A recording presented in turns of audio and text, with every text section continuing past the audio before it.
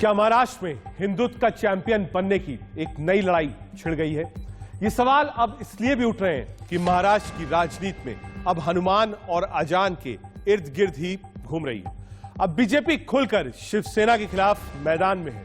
मातोश्री में हनुमान चालीसा पाठ की चुनौती देने वाली सांसद नवनीत राणा और उनके पति रवि राणा को 14 दिन के लिए जेल भेज दिया गया है। दोनों पर राजद्रोह का केस भी दर्ज किया गया है, जिसको लेकर अब बीजेपी सवाल उठा रही है। लेकिन बात सिर्फ हनुमान की नहीं है। राज ठाकरे पहले ही अजान पर अल्टीमेटम दे चुके हैं। राज ठाकरे ने मस्जिदों से 3 मई तक लाउड स्पीकर हटाने की धमकी भी दी है। महाराष्ट्र के मुख्यमंत्री उद्धव ठाकरे ने जिस तरह से नवनीत राणा के हनुमान चालीसा के प्लान पर पानी फिरा है, उसे देखकर साफ लग रहा है कि शिवसेना भी इस पर आर पार की लड़ाई लड़ने के लिए मन बना चुकी है। अब देखना यह है कि इस पूरी लड़ाई में बीजेपी का अगला गेम प्लान क्या होगा।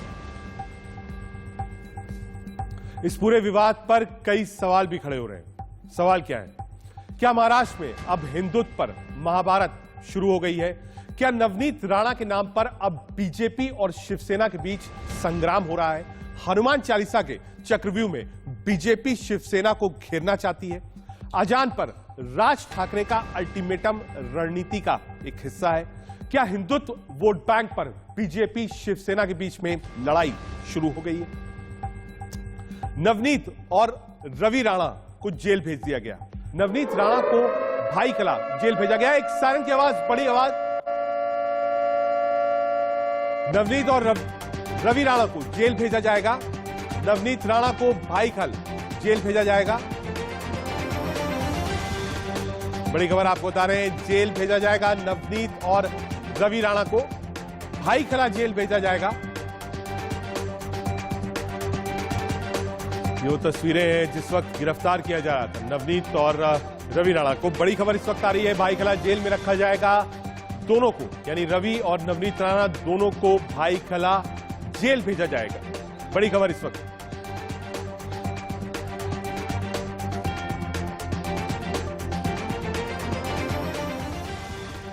सीधे आपको मुंबई लेकर चलेंगे। हमारे संवाददाता अंकुर जायसवाल हमसे जुड़ रहे हैं। अंकुर, भाईखला जेल शिफ्ट किया जाएगा नवनीत और रवि राणा दोनों को?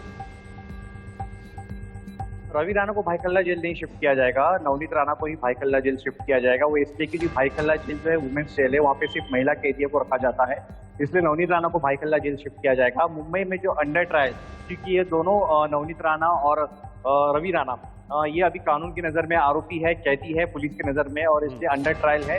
अंडर ट्रायल जो कैदी होते हैं मेंस, उनको पुरुष को उन्हें आर्थर रोड जेल रखा जाता है। लेकिन जो कि आर्थर रोड जेल में अभी जो ऑक्यूपेंसी है वो पूरी तरीके से फुल है, इसलिए रवि राणा को तलोजा जेल शिफ्ट किया जाएगा।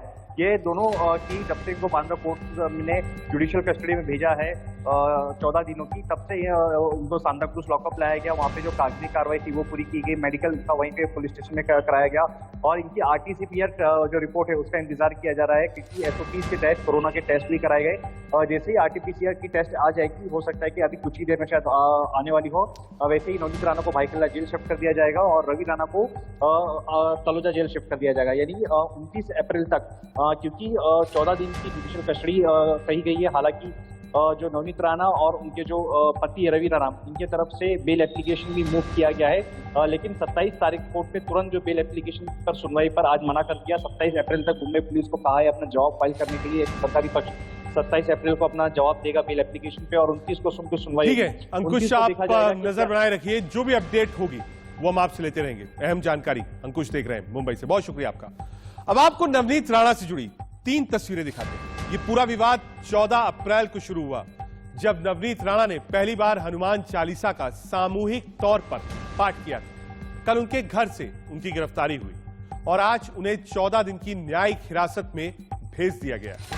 3 तस्वीरें आपकी स्क्रीन में जो बताती हैं कि 14 तारीख से लेकर 24 तारीख तक की तस्वीरें क्या है। कब हनुमान चालीसा का उन्होंने 2000 महिलाओं के साथ पाठ किया। दूसरी 23 तारीख की तस्वीर है जो बयां कर रही है कि कितने रोष में है राणा दंपति जब उनको पुलिस उठाकर ले जा रही है उनके घर से। और तीसरी, आज फाइनली जेल पहुंच रहे हैं।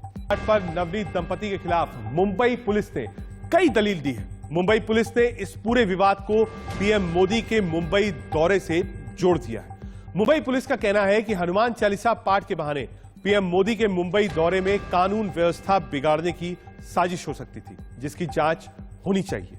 आज प्रधानमंत्री मोदी मुंबई में थे, जहां उन्हें आज लता दीनानाथ मंगेशकर पुरस्कार से सम्मानित किया गया। लेकिन सवाल बड़ा यह है कि क्या मुंबई पुलिस की इस दलील में कोई दम है? आइए अब आपको बताते हैं कि आखिर महाराष्ट्र पुलिस ने क्या क्या दलीलें दी। मातोश्री के बाहर हनुमान चालीसा के पाठ के ऐलान से कानून व्यवस्था बिगड़ने की कोशिश। आप समझिएगा, राणा दंपत्ति ने महाराष्ट्र पुलिस की नोटिस का जवाब नहीं दिया। नवनीत और रवि राणा हनुमान चालीसा के पाठ पर अड़ गए थे। पीएम मोदी के मुंबई दौरे में कानून व्यवस्था बिगाड़ने की साजिश की जांच होनी चाहिए। मुंबई में दंगे जैसे हालात बनाने के पीछे की साजिश की जांच होनी चाहिए। साजिश के पीछे किसका हाथ है, किसने उकसाया, इसकी भी जांच होनी चाहिए। ये सारे तर्क हैं जो मुंबई पुलिस ने दिए हैं। आइए अब आपको सुनाते हैं कि इस पूरे मामले पर नवनीत राणा के वकील रिजवान मर्चेंट की क्या दलील है।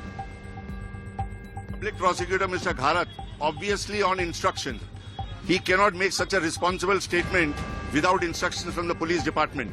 So I take it that it is on instruction from the police department. He argued that the case of the accused falls under 124 capital A, which is sedition. In the presence of a person of another religion, then he may be justified in saying that offense under 153A has been committed.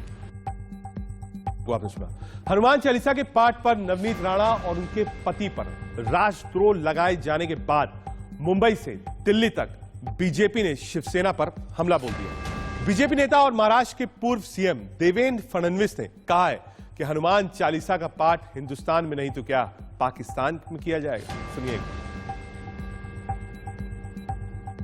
में जहां मृत वसूली अघाड़ी की सरकार है, वहां पे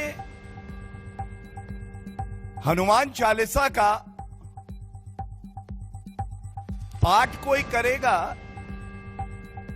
तो उस पे राजद्रोह का मुकदमा लग जाएगा। हनुमान चालीसा हम बोलेंगे ऐसा कहने वाले राणा पति पत्नी को उनके घर में जाकर अरेस्ट की जाती है। हनुमान चालीसा महाराष्ट्र में नहीं बोली जाएगी तो क्या पाकिस्तान में बोली जाएगी? इसी बीच महाराष्ट्र के बीजेपी नेता किरीट सोमैया पर हमले पर सियासत शुरू हो गई है। कल देर रात जब किरीट सोमैया नवनीत राणा और उनके पति से मिलने पहुंचे तो उनकी कार पर शिवसेना के कार्यकर्ताओं ने हमला कर दिया। अब इस हमले को लेकर शिवसेना और बीजेपी में वार पलटवार का सिलसिला शुरू हो गया। जी हां, किरीट सोमैया को आप देख रहे हैं। ये वाद विवाद क्यों हो रहा है, इसको भी समझना जरूरी है। किरीट सोमैया वो मुखर आवाज है जो लगातार शिवसेना और महाअघाड़ी सरकार के खिलाफ मोर्चा खोले हुए हैं। हर बड़े केस पर किरीट सोमैया अग्रसर रहते हैं। लगातार वो निशाने पर रहते हैं संजय राउत के और एनसीपी के। लगातार जितने भी करप्शन के केसेस हैं, किरीट सोमैया लगातार उसको उठाते रहते हैं। आज जब नवनीत राणा के साथ ऐसा हुआ तो किरीट सोमैया उनसे मिलने थाने की तरफ बढ़े। लेकिन किरीट सोमैया का ये आरोप है, और ये विजुअल्स भी हम आपको दिखा रहे हैं दोनों तरफ के, जिसमें जब वो मिलने गए तो शिव सैनिकों ने उन पर हमला किया। एक तरफ वो संजय राउत के ऊपर जब ईडी की रेड होती है तो सबसे ज्यादा मुखरता से अगर कोई बोलता है तो किरीट सोमैया बोलते हैं। संजय राउत भी कहते हैं छोड़ा नहीं जाएगा, खुलासा करूंगा। 6 दिन बाद एक मामला दर्ज होता है आईएनएस विक्रांत को लेकर, जो चंदा लिया गया था। उस चंदे को लेकर किरीट सोमैया पर भी सवाल उठने शुरू हो जाते हैं। किरीट सोमैया का कहना है मेरा कोई लेना देना नहीं है, लेकिन मेरे आसपास जो लोग हैं उनको बार बार पुलिस परेशान कर रही है। यानी हनुमान पर घमासान के बीच किरीट सोमैया पर हमले को लेकर बीजेपी और शिवसेना भी आमने सामने। कैसे, देखिए। फैलाने का काम ही उद्धव ठाकरे करते हैं, उसमें हिम्मत नहीं है किरीट सोमैया पे फायर करने की। तो किरीट सोमैया के ड्राइवर आसपास के लोगों को करो, यानी कल से वो आए नहीं। इसको कहते हैं उद्धव ठाकरे सरकार। लोगों से पैसा जमा किया आईएनएस विक्रांत सेव के नाम पर, देश को गुमराह किया, जनता को गुमराह किया। ऐसे व्यक्ति के बारे में अगर जनता सड़क पर उतरी है और 2 पत्थर मारे हैं तो भारतीय जनता पार्टी को इतना दर्द होने की कोई जरूरत नहीं है ना। ऐसे गुनहगारों के बारे में भारतीय जनता पार्टी की भी यही राय रही हमेशा। जो देशद्रोही है, जो गुनहगार है, जनता उसको माफ नहीं करेगी। आइए अब आपको सुनाते हैं कि राज ठाकरे ने लाउडस्पीकर को लेकर क्या अल्टीमेटम दिया था, जहां से ये सारा मामला शुरू हुआ है। सुनिए एक बार। मुसलमानांना त्यांच्या प्रार्थना करायच्या आहेत, प्रार्थना करा घरात। प्रत्येकाने आपापला धर्म आपल्या घरामध्ये ठेवावा, रस्त्यावरती आणू नये। जेव्हा सणासुदीचे ज्यावेळेला दिवस असतील त्यावेळेला 10 दिवस 15 दिवस आपण समजू शकतो, पण 365 दिवस 24 तास हे नाटक लफडं चालणार नाही यापुढे महाराष्ट्रात। आता हनुमान चालीसा सांगितलंय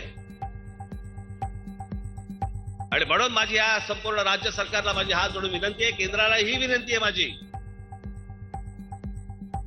की जिथे समाजाला त्रास होतोय असल्या कोणताही धर्म असता कामा नये।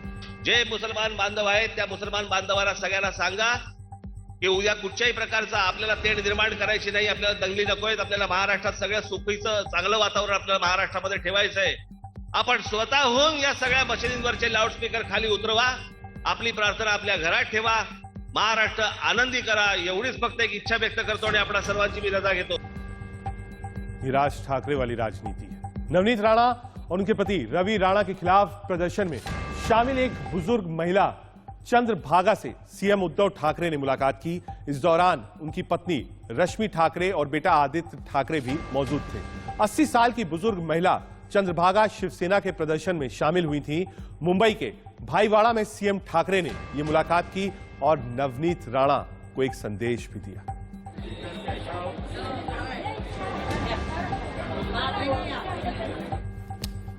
ठाकरे साहब ने मुलाकात करके 80 साल की महिला से एक संदेश साफ दे दिया कि बुजुर्ग हो या नौजवान, सब ठाकरे साहब के साथ है। एक छोटा सा ब्रेक, आप देखते रहिए इंडिया न्यूज।